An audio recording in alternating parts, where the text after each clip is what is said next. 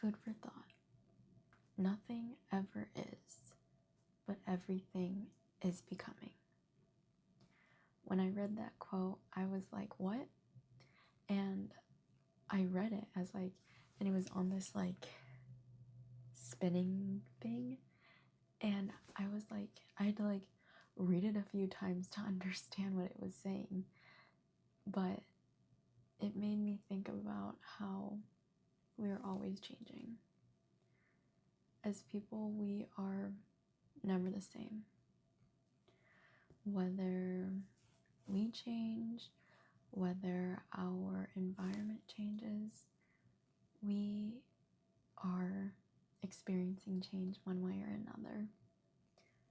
And sometimes it is beautiful, amazing change.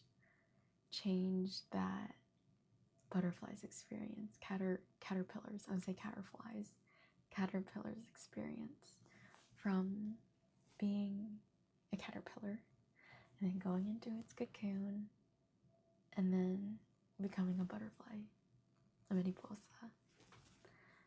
And that's a beautiful change. When, I don't know, my little cousin just graduated, or like my second cousin graduated from pre-K, and that's a change for him. That's a big change, and that's a beautiful change of development. And there's different changes that are neither good or bad that are in our environment.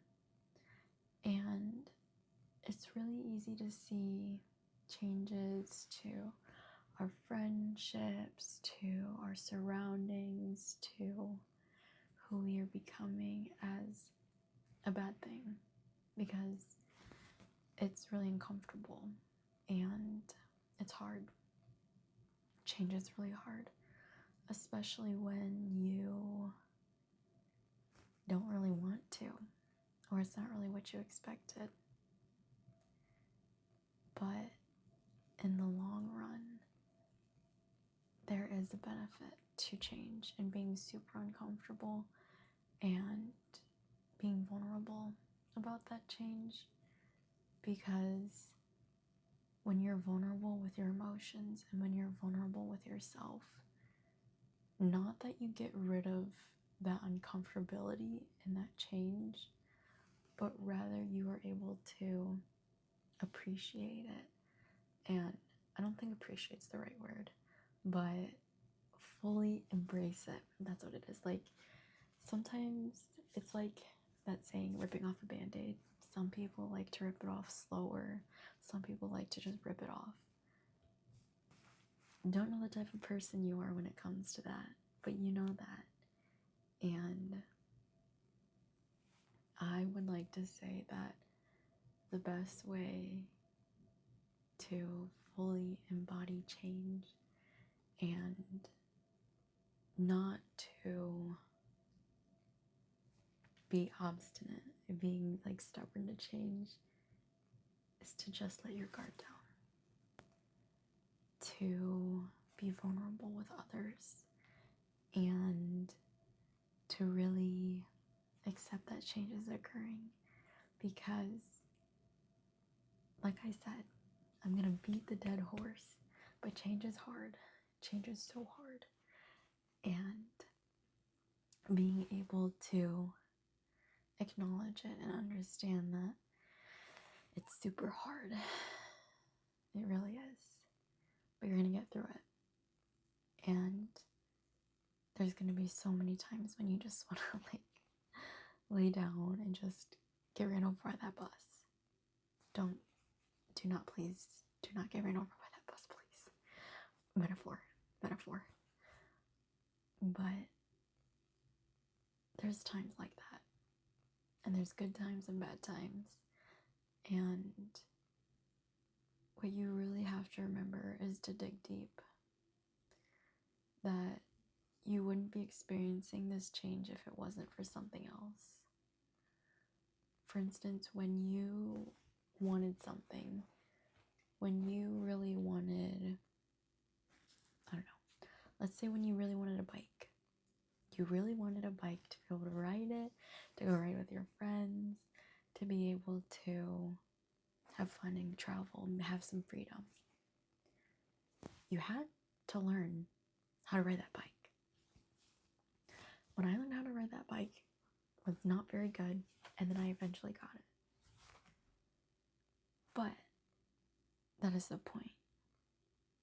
You're not good at something unless you... No. You don't get to a certain place without having to deal with the hardships of riding that bike. Like, you aren't able to go have that freedom. You're not able to go hang out with your friends whenever you wanted to. And like, without asking, like being able to... Okay, restart. Let's say your parents say yes to you going with your friends, but they don't want to drive you, okay? You're able to have that freedom to go hang out with your friends because you can go ride that bike. But it's because you went through that hardship of learning how to ride that bike. You fell, you might have scraped your knee, you could have like hit your head. I hope you didn't. But without that struggle and that learning curve of learning how to ride that bike, you weren't, or it gave you those skills to be able to have those luxuries of hanging out with your friends and traveling together and having that freedom. And that is the same thing right now. That these hardships, that these challenges, that this uncomfortability, being uncomfortable and not being where you want to be, it's leading you somewhere else, okay? Because you can't just skip. I know how badly it does sting that you can't just skip to that beginning to the end. It's like a movie. You can't jump from the beginning to when they're happily ever after, or the person gets their job, or just whatever happy ending that you can imagine. When you watch a movie, you gotta watch through all of it. And you have to watch them suffer. And you are empathetic and you are sympathetic because you've gone through those challenges. You've experienced those things. But the main character, you, wouldn't have been able to get to that happy ending without these challenges, without these struggles, because they literally build your story. They build your climax. Plot twist. The movie would be so boring if one day, no one would go see a movie if the person graduated from as valedictorian, went to Harvard, went to Stanford, whatever, and was perfectly successful, like no struggles, like literally just linear. No one would go see that movie. You cannot tell me, I am 99% sure, you cannot tell me a movie that has done well without conflict. And that conflict is our life. Is that without conflict, we can't have an extraordinary life. Because without struggle and without becoming of something, we can't.